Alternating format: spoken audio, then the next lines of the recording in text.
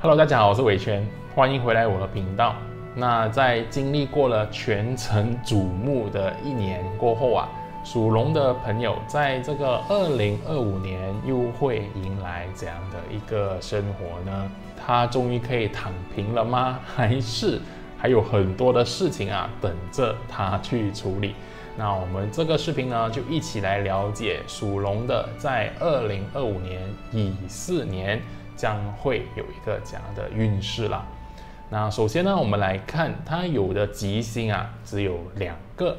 一个呢是叫天喜，另外一个是天官贵人啦。那天喜呢，代表的都是一些节庆、喜庆，或者呢任何的庆祝活动。所以呢，你在今年啊，会有特别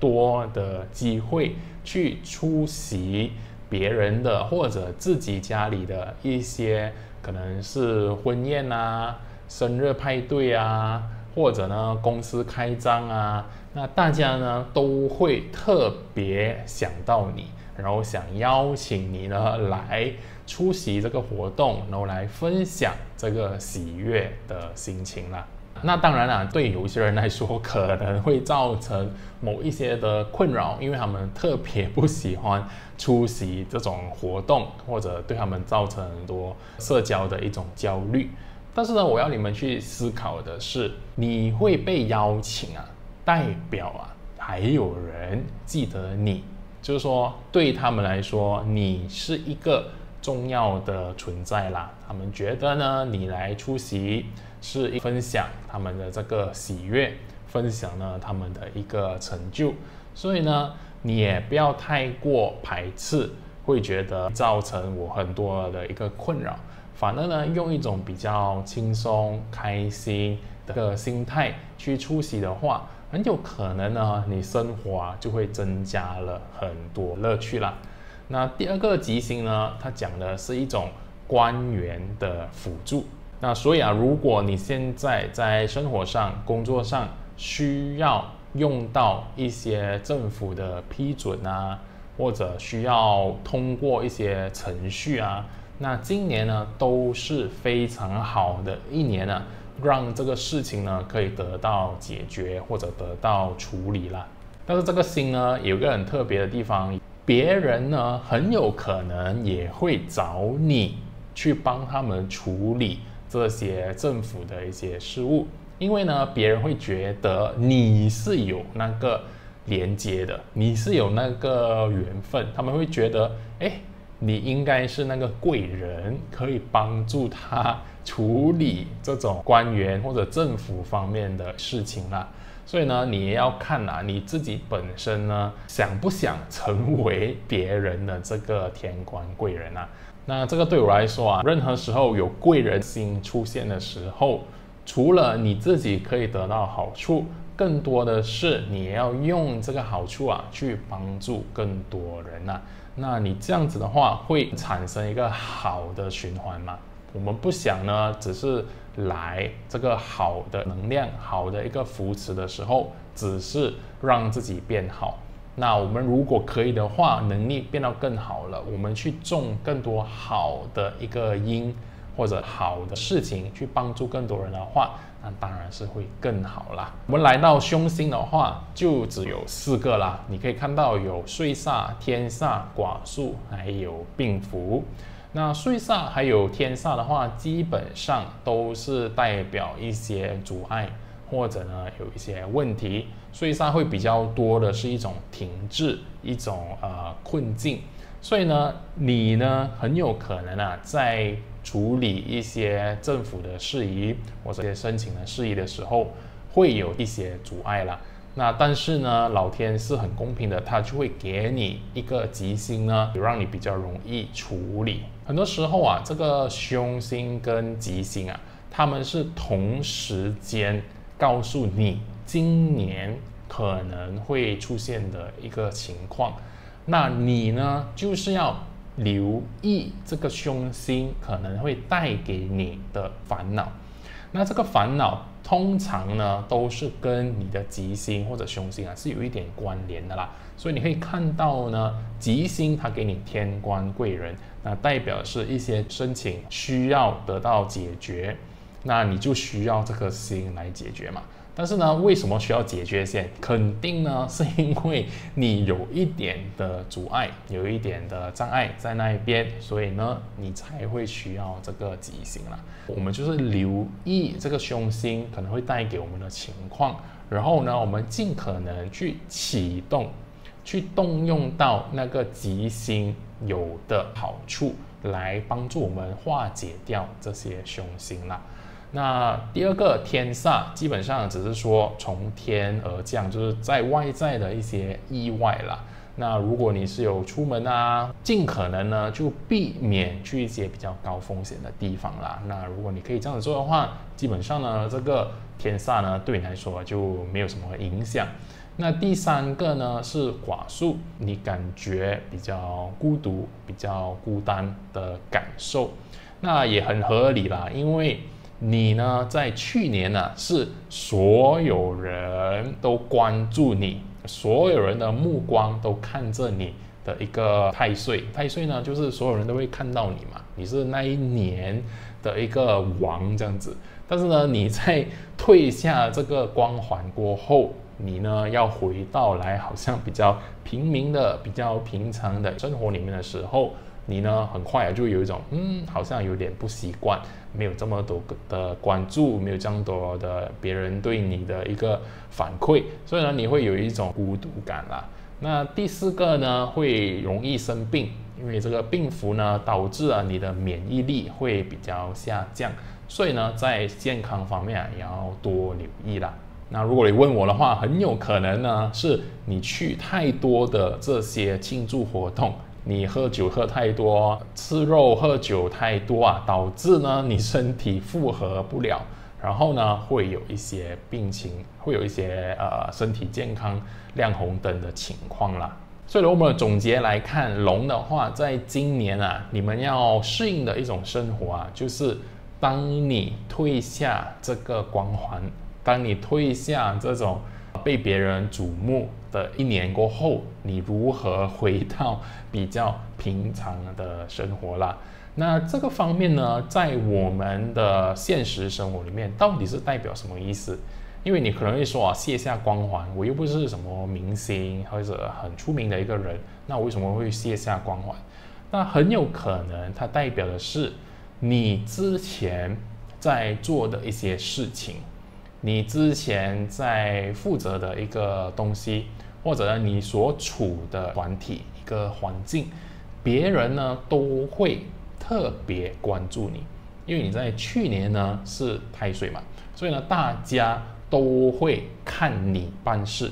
他们会看你要怎么解决或者怎样掌管那个情况。但是在今年呢，大家呢就会开始把这个目光呢从你身上移去另外一个人身上。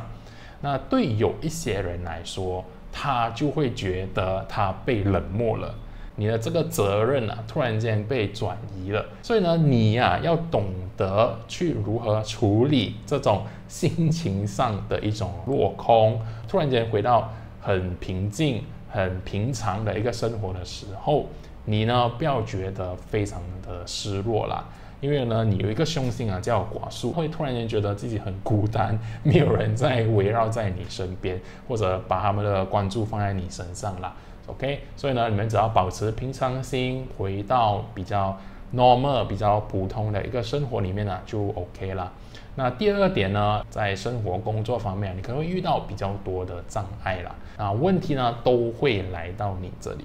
但是呢问题应该呢都会最终得到解决，因为你有一个天官贵人。那这天官贵人通常代表的是政府高官，也是一种有权利去做决定的一个人，他很有可能呢会出现，然后呢帮你解决掉，去化解掉这个问题啦。那你呢只要保持开心，多动用天喜这颗星来让你自己呢减低生活的一些压力，多去享受生活，增加一些生活上的仪式感喜庆感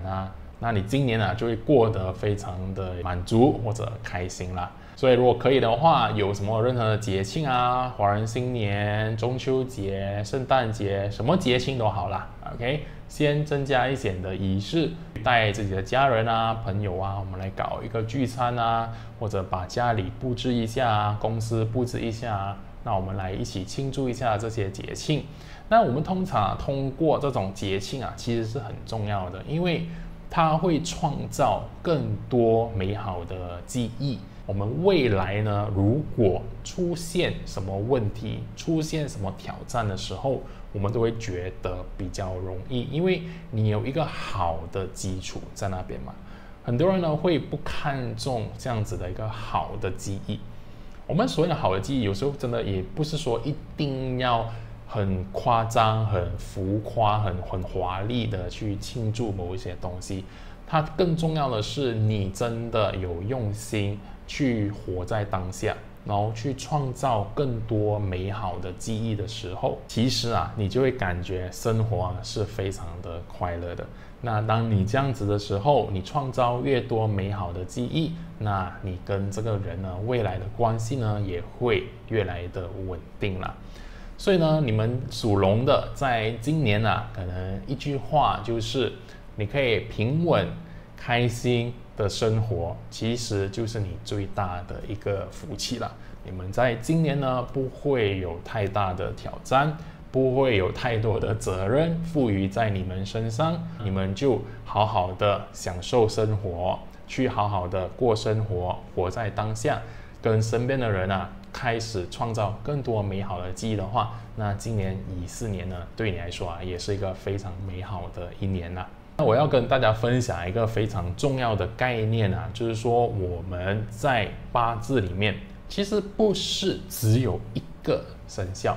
那你很有可能点这个视频啊，是因为你知道你自己是属龙的，你是在龙年出生的。但是在八字里面，其实呢，我们是有4个生肖的。OK， 那这4个是从哪里来呢？就是我们的年、月、日、时啊。所以呢，可能你出生的是龙年，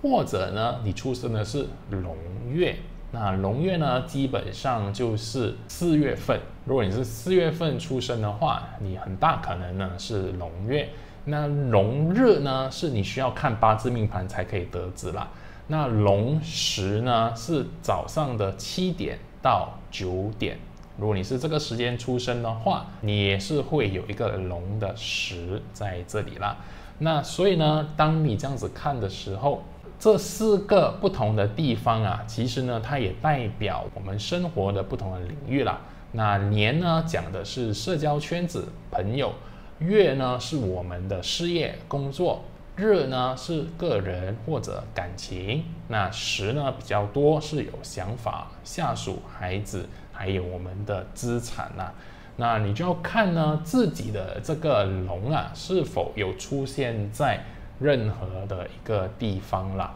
那你有的话，其实呢这个视频所有的建议呢都适用在你身上。但是呢，我们接下来就来看一下它出现在不同位置的时候啊，其实呢会有不同的一些意义。还有一个解读啦，那这个是呢比较细读的一个部分，我们就一起来看。转眼间啊，我们就来到了2025年，也就是乙巳年呐。那在这个全新的一年里面，又会带来怎样的危机还有机会呢？在来临的这个线上分享活动启动2025，我将会跟大家分享我们在今年有的能量组成会是如何。然后呢，我们可以通过八字、风水、奇门遁甲，甚至易经的方式来协助我们创造最好的一年啦。那如果你对这个活动有兴趣的话，记得点击下方的这个链接去报名。那我们到时线上活动见。那如果龙这个辰是出现在年的话，代表你的朋友圈、你的社交圈子里面呢，在今年会有非常多的节庆，会有非常多的庆祝活动，会邀请你出席啦。所以呢，你很有可能呢需要准备多一点的这种节庆预算 OK， 我们在华人的世界里面啊，就是你要准备红包啦。OK， 你去婚宴啊，别人的生日啊，什么你都要包一个红包或者带一个礼物去啦。那当然，如果是不需要包红包的话，其实这个预算呢，也可以说你要花一点的时间还有精力去出席啦。但是呢，对我来说啊，也是好的啦，因为你可以去享受一下，去吃好的啊，去跟朋友聊天啊，喝酒啊，这些呢都是一个创造人生或者生活啊更多乐趣，还有一个美好记忆的一个方式啦。OK， 而且不要忘记刚才我说的，就是别人会邀请你，是因为他还记得你 ，OK， 代表你还是重要的。好，所以不要排斥它。那第二个呢，如果你是有需要处理一些政府申请任何的东西的一些程序，那在今年呢也会很好的得到处理，你可以比较顺利的去要求或者去申请到你要的东西啦。那如果辰是出现在月份的话，代表呢你要去利用这个官员缘，就是说你在跟这些高官啊或者一些政府部门啊打交道，你是比较有人缘的，你是比较顺畅的，尤其是如果你的工作是需要这件事情的。所以呢，如果你是在任何的行业啦，你是需要做这个事情的话，或者你的老板或者你的同事啊，突然间说啊，我需要去跑这个事情，就算那个不是你的工作，很有可能呢，你也可以去，你其实呢也是可以提议，就是说，我来帮你处理好吗？那你这样子做的话，其实很好啦，因为别人呢就欠你一个人情嘛。因为大家都知道，我们去办这种官方的这种政府的事情啊，很多时候呢会比较麻烦一点，会比较耗时间一点啦。那如果有人去愿意说，我可以帮你处理，或者呢，我可以很容易的帮你处理的话，那大家当然是会非常的开心，欠你一个人情这样子啦。所以呢，大家呢也可以利用这样子一个机会去做这个事情。那第二个呢，我们也可以在公司啊去搞一些聚餐啊，或者一些庆祝活动啊。那这个责任呢，很有可能呢是会落在你的身上。所以如果机会真的来的话，也不要排斥啦，尽可能呢去搞这个活动，或者呢去出席这些活动啦。很多时候啊，我们这些吉星呢来到的时候，我们尽可能不要排斥它，我们去接受它，然后让它呢发挥更好的一个效应啦。那如果辰啊是出现在日的话，代表你个人或者你的感情生活啊会受这些吉凶星所影响啦。那如果感情的话，当然就是你要为自己的感情生活增加更多的一个仪式感啦。所以呢，如果你是有伴侣的，那最好的就是你们的任何的纪念日啊、周年庆啊，什么都好啦 OK， 甚至呢周月或者你多少个月在一起，你也是可以庆祝一下 OK。 那你们呢就为自己的生活啊增添一点的仪式感。那你越多的这些美好记忆的话，就会让你们的关系啊变得比较稳固。我不是说这个东西就可以解决你们有的一些挑战或者一些问题，只是呢你有这个的话，很有可能啊在未来挑战的时候，你们会在一个比较好的状态去面对。因为呢，你们有很多美好的记忆嘛，你们对对方的一个感觉是好的，所以呢，当你这样子的时候，你会更有的耐心啊，更有心思啊，去认真的去对待这些挑战，所以呢，你们的问题呢也会变得比较小，或者呢比较容易解决啦。那当然，另外呢也要留意自身的健康啦，因为这个部分呢是会比较关系到你个人的状态，所以呢，这里有病符，然后还有天喜这些，其实代表就是你可能过度的享受，过度的喝酒吃肉，然后忽略了自己的身体健康，所以呢，记得多留意一下啦。那最后一个时，如果出现辰的话，代表的是你内心啊有一些阻碍，有一些不开心，或者你感觉非常停滞的事情啊，阻碍着你去思考，阻碍着你呢去采取行动。那你要做的，你要去处理的一个方式啊，就是通过可以让你快乐，让你心情比较愉悦的一些事情啊，来舒缓，来解决这个问题啦。那通常呢，我不会建议做一些过度纵欲或者让自己呢不受控制的一种享乐啦，就好像去狂欢派对啊，去喝酒喝到天亮啊，这些我都不建议。OK， 我觉得更好的是去运动，去散步，去打坐，去参加一些课程，通过比较正面的方式来产生快乐的感觉的事情，对我来说是更好的一个方式。因为这个呢，它没有任何的副作用，它不会在你做完这些事情过后给你带来很多的反效果或者一些副作用啦。那这样子的话，不是得不偿失嘛？所以呢，我们要专注的是一个比较好的，可以让你舒缓心情，让你转换心情的事情。那对于孩子，对于下属的话，其实呢，你也是可以多利用一些聚餐啊，一些家庭活动或者出游活动，来帮助你啊，跟对方，就是你的下属或者你的孩子呢，建立更好的一个关系啦。那在今年有这个天喜的加持的话，你所有做的只要是开心的事情，就是这种庆祝啊、喜庆啊，都会有一种加成的情况啦。就你做了，更加的开心。那对于投资的话，因为呢你有的这个吉星啊，基本上是没有什么帮助的，所以呢，我会认为呢，在投资方面就中规中矩，以保守安全就好了。好，那以上呢就是属龙的，在这个2024年啊，